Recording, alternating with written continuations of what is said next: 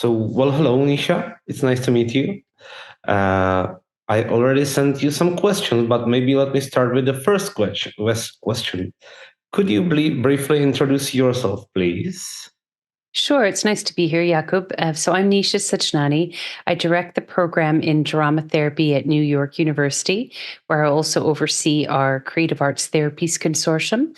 And I co-direct a lab called the Jameel Arts and Health Lab, which was established with the World Health Organization to advance research on the health benefits of the arts.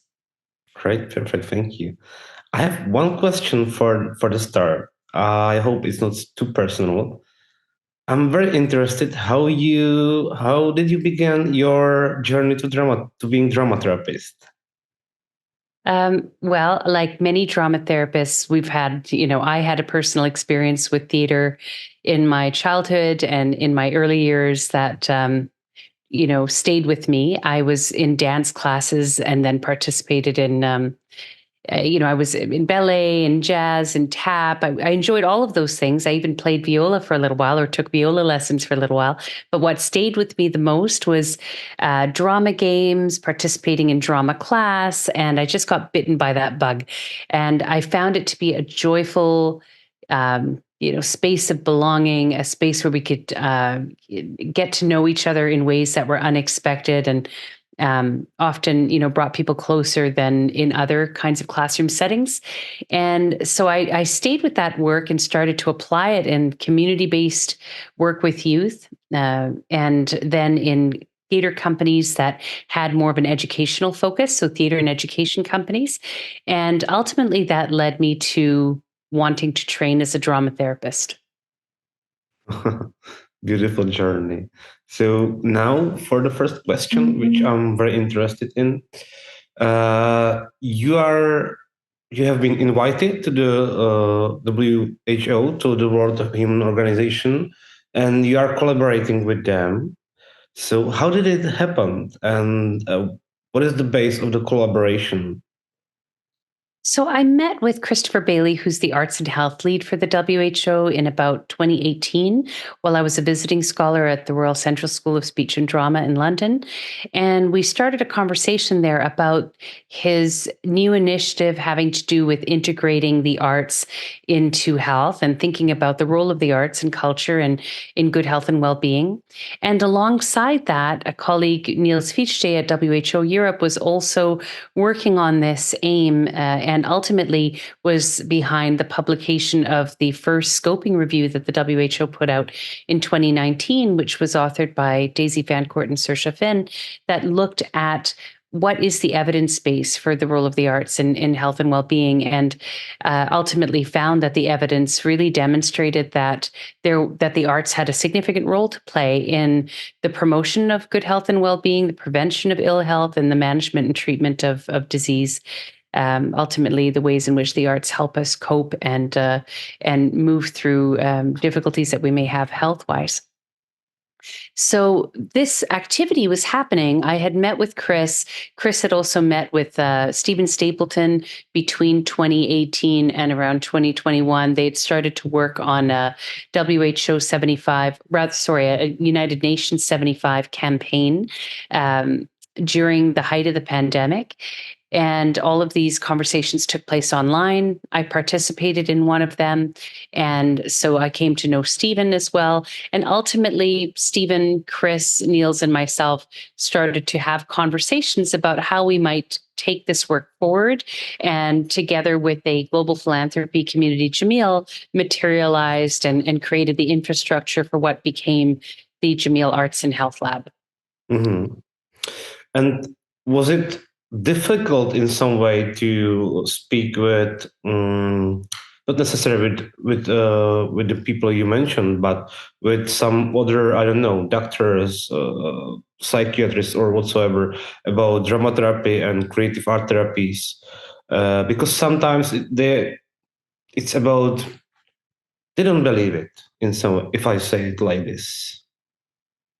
Well, the 2019 report and many evidence syntheses since have indicated that there's actually a reasonably good evidence base. And that what we need to do is acknowledge that evidence base and then act on it and actually look at ways in which we might implement some of these arts-based interventions. And sometimes those arts-based interventions are more receptive, as in music listening or participating in a dance class because of their noted physical and social and cognitive benefits. And sometimes it's more clinical, like participating in the creative arts therapies because of XYZ reason, because it's indicated for stress reduction, or it can support a person's grieving process if they're going through significant change or dealing with a diagnosis. I mean, there are many reasons, of course, why we might advise creative arts therapies. But, to your point, people are seldom convinced by numbers alone. They're seldom convinced by evidence alone. And that often there's a personal reason why somebody's interested in a particular way of working, or they have been influenced by others, other colleagues, or by artists, or by the artwork itself around just how transformative this kind of work can be. And so you really do need a good combination of things, don't you? You need good evidence, but you also need opportunities to have the conversations and experiences and encounters that might help somebody who's less familiar with the creative arts therapies, for example, or the role of the arts in health, to gain a better understanding of it. And if they have a firsthand experience of it themselves, that will, and ideally it's a positive one, that can go a long way. Mm-hmm. I'm also thinking, I know that you are travel a lot, and it depends on the context of where you are, Europe or East Europe or West Europe, USA, Canada, whatsoever. Can you see any shifting or spreading more awareness about dramatherapy through the collaboration with WHO? I think that's already happening, in the sense that, for example, I mean, partly it's through outreach and encounters with people in different parts of the world. Certainly, I think that the work that I'm doing with the lab is, to promote the role of the arts in mainstream medicine and in public health, and drama therapy is a part of that, but it's not the only part of that. But to your point, yes, people do become more familiar with drama therapy as one of the creative arts therapies. For example, when we did the inaugural Global South Arts and Health Week in Cairo, Egypt last year, there were, I think, 6 drama therapists who were local to the region. And I was able to join with them as well. And it felt like a wonderful reunion of drama therapists as part of this larger event. And we were able to offer a demonstration of drama therapy, to talk about it. And that's happened on more than one occasion in the outreach events that we participate in. And there's also opportunity, of course, to include evidence from our own research around the efficacy of drama therapy in the work that we produce out of the lab. Mm-hmm. This leads me to the next question. You are involved in all creative art therapies, as I know, but mainly from the drama therapy, but also in other creative art therapies. I was looking through the internet and AI and the web search. What is Googled question about drama therapy? And there was the question: how does the art therapies or drama therapy contribute to the people's health and well-being? And most people, I suppose, most of the clients are Googling that. So this is the interesting question for me. Of course, it's a critical question. Why would anybody want to participate Yeah. in a kind of therapy that, doesn't have any outcomes, or where they, if they're, especially if they're seeking out support for something that is quite, pressing and time sensitive or really concerning to them, they want to spend their time and energy and resources on an approach that could be useful. And again, some people are swayed by what they find, and other people are, recommended to see a drama therapist because somebody has thought it might be useful because of the mode of working, the medium that we work in. So I think it's a big question, right? So what is drama therapy indicated for? What is it good for? What are the outcomes?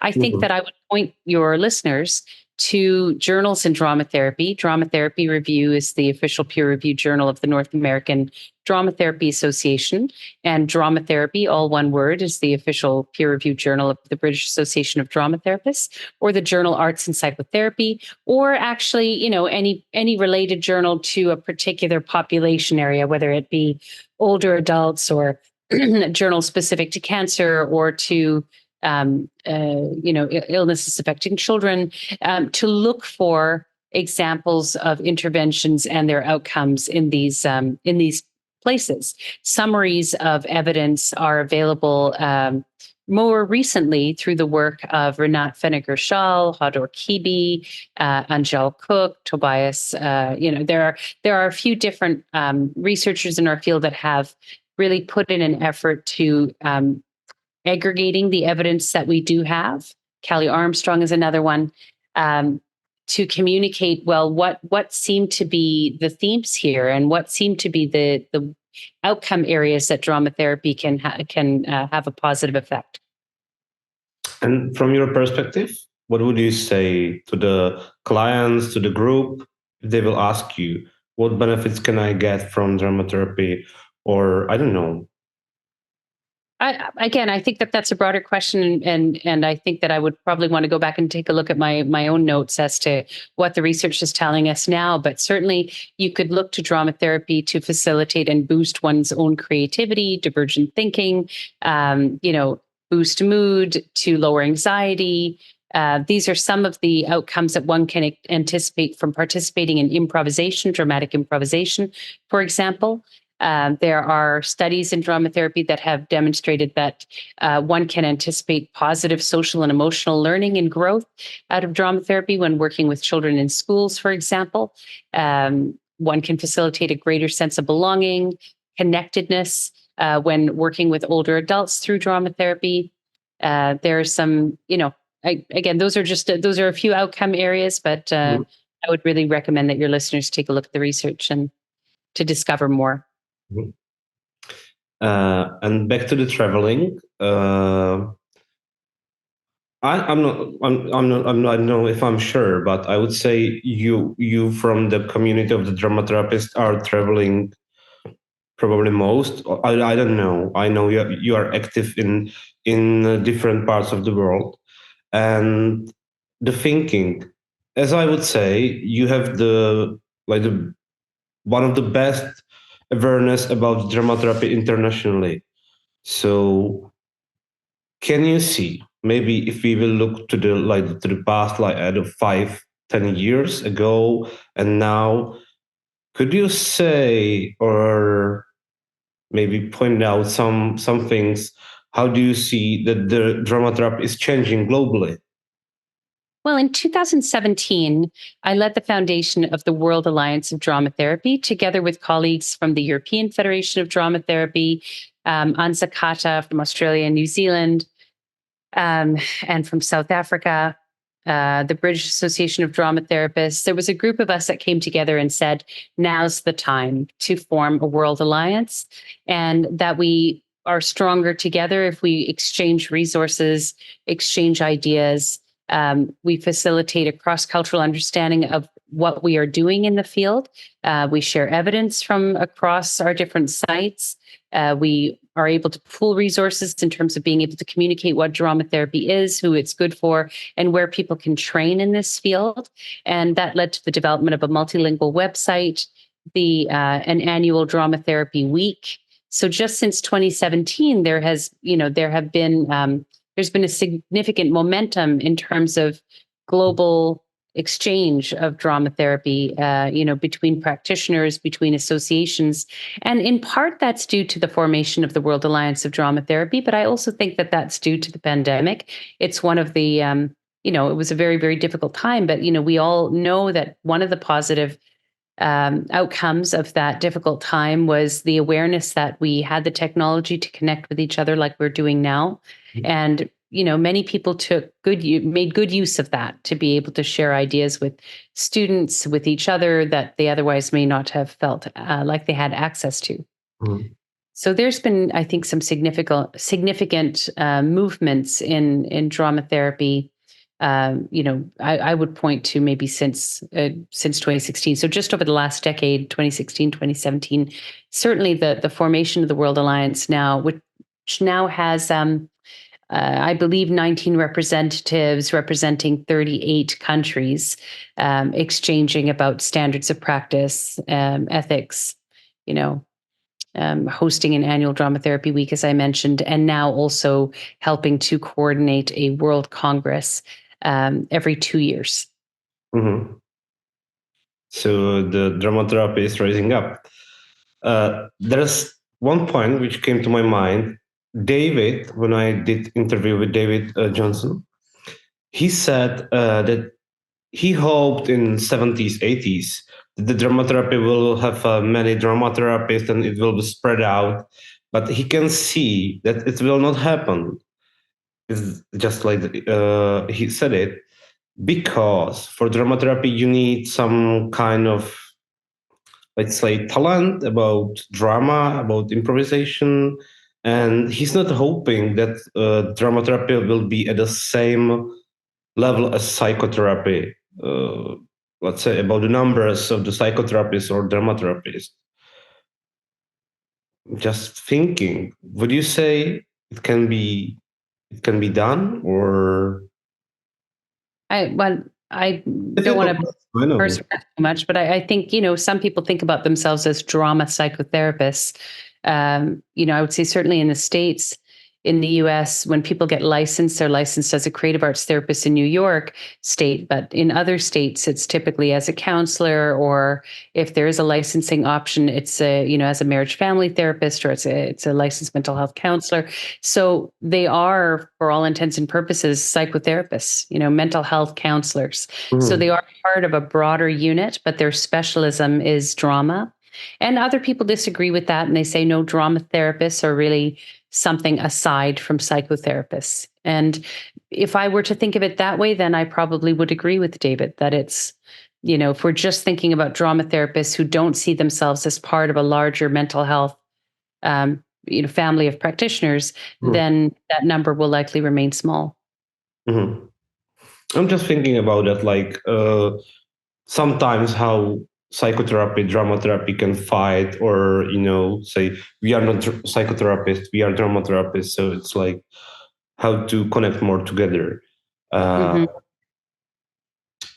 and for the last question, you are leading research also with HOT. You had a beautiful presentation on EFT, and I'm asking everybody about um, the thing. What does drama therapy need for research, making bigger awareness? We have some evidence based, we have some scoping reviews, systematic reviews, but still, if it's not secret for your future plans, if you see any gaps in research, what can be done, what should be done more, Well, I quality. think that there are a few researchers in our community who have the skills and who have the capacity to be able to mount more rigorous trials of drama therapy. And that requires articulating a protocol that they're following, because drama therapy has many different approaches, just like psychotherapy has many different approaches. So articulating what exactly one is doing within the work, Mhm. and then testing that with a cohort study to assess what it's doing. For example, in one group, where one is able to track, um, from baseline to the end of the group, if there are changes that take place, in addition to qualitative research with participants about their own experience of drama therapy. I think just a few years ago, Diddy and I had been working on a book that we published last year on intercultural drama therapy. And we just found that there was such a gap in hearing from participants themselves about their experience of the work, that we had many publications from the perspective of drama therapists Mhm. about what they anticipated the work to provide, and it was typically very ideal. And they would, of course, imagine positive outcomes for the work, but we didn't have a sense of what participants were saying. And so we need more of that from across the life course, from children, from youth, from adults, from older adults. And we also need good mixed method studies that bring those voices into conversation with rigorous quantitative research that can give us a sense of other changes that are taking place in the work, and ultimately, looking at where and with who and how we might be able to proceed with randomized control trials of drama therapy, of specific drama therapy approaches. Again, I know it's considered the gold standard, and we do need to advance work in that area, and need the skills, the capacity, the resources to be able to do that. Of course, it's not the only methodological approach that we should employ. In fact, we do ourselves a disservice if we only rely on quantitative methods, because so much of a person's experience comes through in both qualitative research and arts-based research. And that from a health equity perspective, it's important to offer those options to get as full of a picture as we can in terms of what's happening in this work. And also, I'm thinking, as I looking to the dramatherapy review or Journal of Dramatherapy from Great Britain, there's some articles from different part of the world, but mainly, as I can see, the authors, they are from Israel, Netherlands, USA, Canada. Do you have any theory why no more people publishing the articles, or how to encourage the people? Because I think it's doing reasonably well. I mean, we publish approximately 6 to 8 articles, commentaries, reviews per issue. That's pretty regular for the journal. Of course, we want more people to write. We want newer authors to write, and we want people to write together, to collaborate where possible. And I'm glad you've pointed out that we still really need to hear from drama therapists working in different parts of the world. And I think that the exchanges, the relationship building, that takes place through exchanges at the World Alliance, for example, can facilitate that. And in some cases, like in the Association Francophone de Dramathérapie, the French Association for Drama Therapy, they're about to launch their own journal in the French language. And so sometimes it's a matter of, do people have a venue where they can write in their own language and feel confident about what they're communicating? And that's really valuable too, because they're communicating within their own community of practice. And I know ultimately it is helpful to be able to have work translated into English to be able to facilitate a global exchange of the work. But I think some of the barriers have to do with with training, with feeling like one has capacity in this area, that one has the resources or the mentorship to be able to pursue research in the field. And at the same time, there is certainly much more research in the field today than there was 10 years ago, and many more people writing than there were 10 years ago.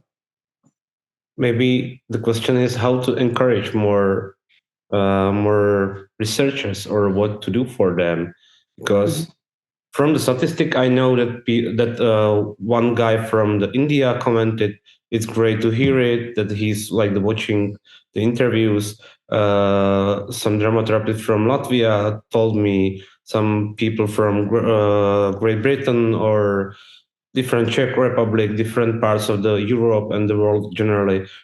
Some guys from Africa watch it. So maybe how to encourage the people. Mm-hmm.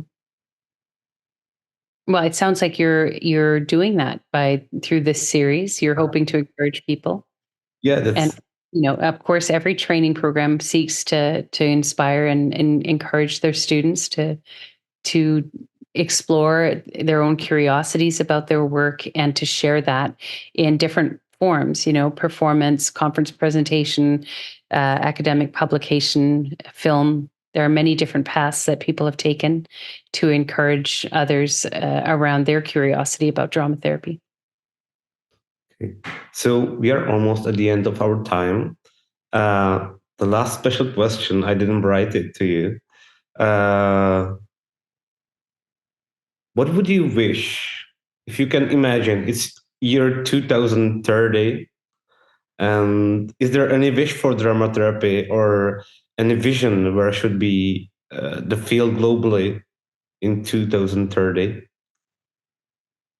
In 2030, I think that's we're only talking 6 years from now, so um, I don't know that it's necessarily possible within this time frame, but ideally, there's a growth in terms of training programs, training options for students, also doctoral options for those who are interested in engaging in research. We do have a few, but that fully funded positions are fewer and harder to come by. And so, the injection of an investment and funds in drama therapy research would certainly facilitate the kinds of goals we were talking about earlier. So I would hope that some of that we might see a pathway to that towards 2030. And the growth and the formalization of drama therapy associations in parts of the world that have very few practitioners, but have a lot of passion around this work. So I'm thinking about Taiwan and India, who have recently formed drama therapy associations with 4, 5, 6 people, and are really hoping to grow that work in their terrain. Mhm. I would hope to see the growth of that as well. If you have vision for 2040 or 50, we can do that also. And I think it's very much along that same path. That we stop second guessing the value of this work alongside the other creative arts therapies, or alongside creative psychotherapies or psychotherapies in general, because the evidence tells us that the arts are vital to our health and well-being. That those who participate in the arts actually live longer and better lives. And there are all sorts of other factors that might play into that in terms of socioeconomic status and other demographic factors. But yeah, I think that there's work to investigate there, and that I think we need to ask ourselves, and especially those outside the field need to ask, why do we as human beings participate in the arts? Why have we been drawn to the arts for millennia? That this is a way of talking, this is a way of discovering more about ourselves. The arts create openings that allow us to form connections with ourselves and with each other. It is vital to our way of being, and therefore, when we think about this, when we think about approaches to healing, surely this entire, these modes of expression should be a part of that. Also, as you mentioned, the art, how it's helping. For me, it's a question why I'm doing drama therapy, or what is my way? Why did I start? Because I Mhm. know when I'm doing drama therapy with my clients, not only the clients, hopefully and usually as they tell, but also me, I'm feeling way more better. I'm feeling way more stable in the world, more present, more. It's healing me also. Yes, I've heard that from drama therapists as well, that as they engage in the work, that they themselves gain quite a bit from it. Any last note? No, Or I thank you very much for taking the time to very much? host this interview, and I've enjoyed the conversation. Somewhat one-sided, of course, as an interview is, but it's been nice to spend some time with you, Jakub. With you too. Thank you very much. Thank you.